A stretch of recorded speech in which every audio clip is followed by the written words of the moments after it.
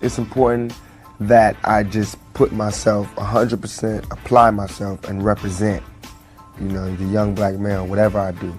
More importantly that than, let's get something real meaty, real political. I really just want to put myself, make myself being political by having my principles, living by my principles, and applying myself to today's society. What do you want from me? Good. Think you kind of fly. You can see it in one scene when I'm down there with the equipment. Those were real tears. As soon as I started tapping there, it was like it could come up every time. Because I know how important the music can be to the getting over and getting along in your life.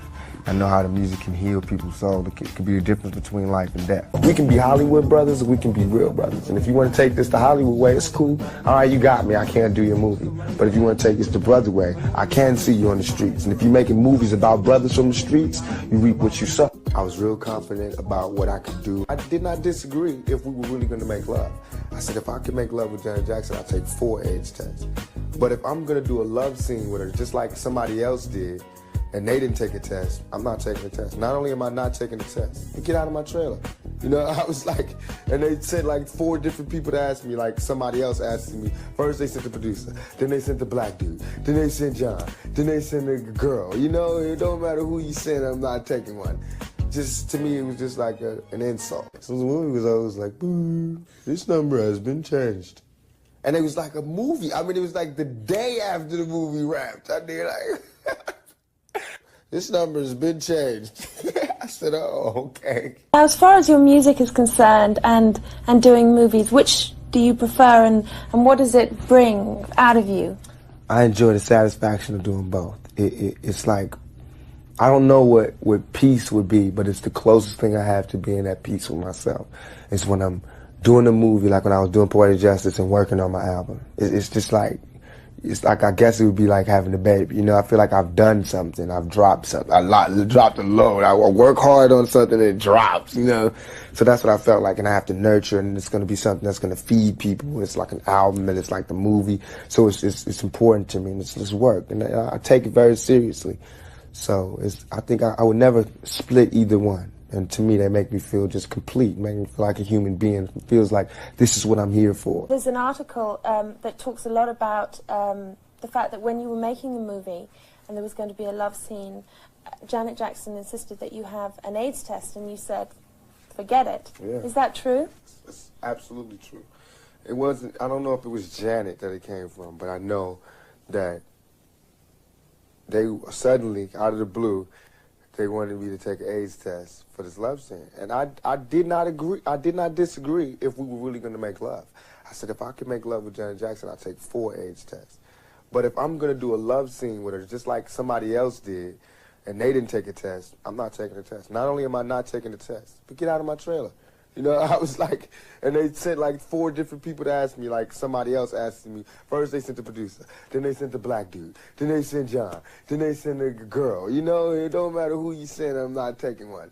It's just, to me, it was just like an insult, just to ask me that. Another thing that was written in this article was that, you got on very well while you were making the movie, but then afterwards she changed her number. Is that true? Yeah, it bothered me.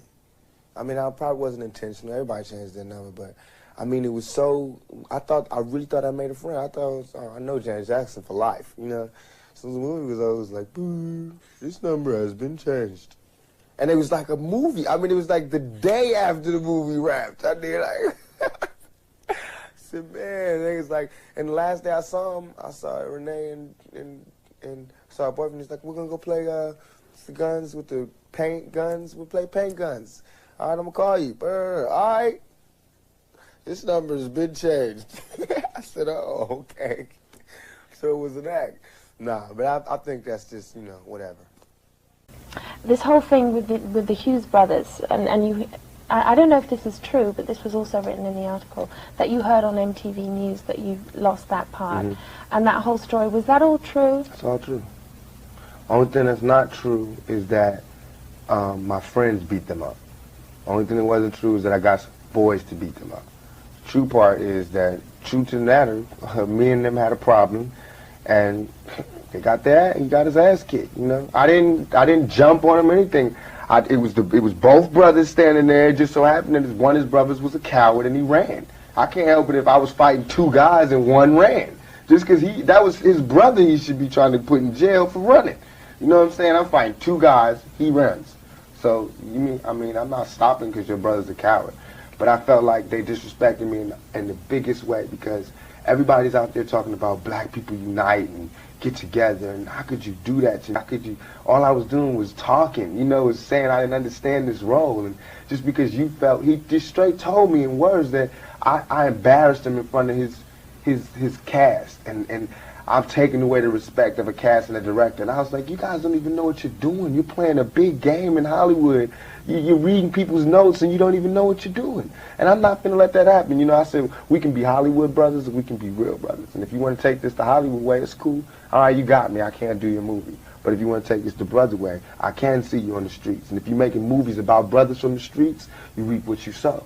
They want to talk about menace to society. I'm a menace to them. For every day I'm still in this business, and then they try to blackball me. They just speak about being so black. That's such an Aryan thing to do, you know what I'm saying? To try to blackball me. I mean, look at that, to go to other, that just seems so, disgusting. So it makes me antagonistic, especially since I was over. After we fought, I was like, fine, it's done. They fired me. I feel like I've redeemed myself. We all even. But then they started pressing charges and talking all that madness that I'm hearing. So to me, it's like they can sue me 1,000,000 times. They could put me in jail 1,000,000 times, but they will never crush me. They can never defeat my spirit. And if it takes 1,000,000 ass beatings, I will give them boys 1,000,000 ass beatings. But they will respect me, and they won't be parading and doing this artificial shit that they do on TV. Excuse my language.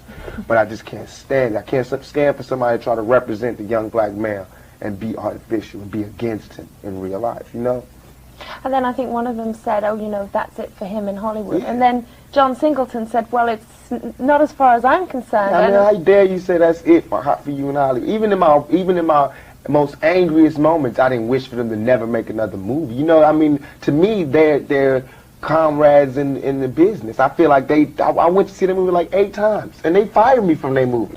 But I wanted to support her, it wasn't that deep to me, But to Luke Cowards, it's that deep. So to me, I'm going to make it that deep. So this will be my lifelong ambition in this business, to make sure that they fully understand me. No matter how many times we have to talk, we're going to keep talking until they understand me. Because I'm not going anywhere.